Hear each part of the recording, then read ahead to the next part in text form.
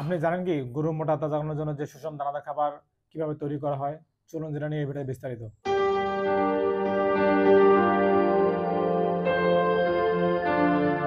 আসসালামু আলাইকুম ভিউয়ার্স, রবি creative channel থেকে আপনাদের সবাইকে স্বাগতম।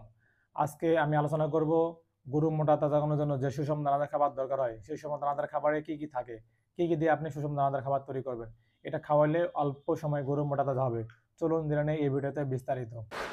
গবাদি পশুর সুষম খাদ্য বলতে বোঝায় যে খাদ্যে আমিষ, শর্করা, স্নেহ বা চর্বি, খনিজ যেমন ভিটামিন বা খাদ্য প্রাণ ও পানি সঠিক অনুপাতে থাকে।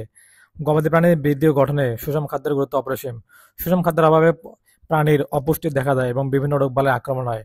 যদি আপনি আপনার গবাদি প্রাণীকে সুষম দানাদার খাদ্য না খাওয়ান, তাহলে আপনি যে গরু মোটা তাজানোর উদ্দেশ্যে গরু পালন করতেছেন, তাহলে সেটা বিফলে যাবে।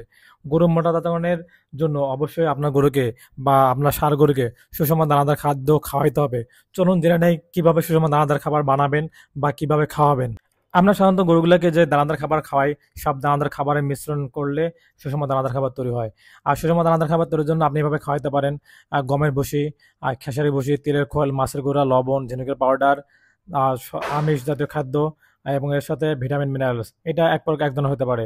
আবার অন্য সময় অন্যদিকে চাল ভাঙ্গা, গমের ভুসি, ধানের ভুসি, সরিষার খোল, মাছের গুঁড়া, লবণ, ঝিনুক পাউডার, আমিষ, এটা এক ধরনের হতে পারে। তবে গরু মোটা তাজানোর জন্য অবশ্যই আপনার মনে রাখবেন, আহ, যে সুষম দানা খাওয়া দরকার তা হচ্ছে চাল ভাঙ্গা, গমের ভুসি, তারপর হচ্ছে ধানের ভুসি, এবং অবশ্যই ছোলার ভুসি। এই তিন ধরনের খাবার গরু মোটা তাজানোর খুব সহায়তা করে। এক নম্বর হচ্ছে ছাটাই বা গমের ভুসি, দুই নম্বর হচ্ছে আহ, ভুট্টা ভাঙ্গা, তিন নম্বর হচ্ছে ছোলা ভাঙ্গা। আপনি এর সমন্বয়ে এর সাথে কিছু ঝিনুকের পাউডার দিবেন, তারপর কিছু ভিটামিন মিনারেলস দিবেন। তাহলে আপনার সুষম দানা খাবার তৈরি করে যদি আপনি এই খাবারটা নিয়মিত আপনার গরুকে খাওয়ান, তাহলে আপনার গরু অল্প সময়ে মোটা তাজা হবে।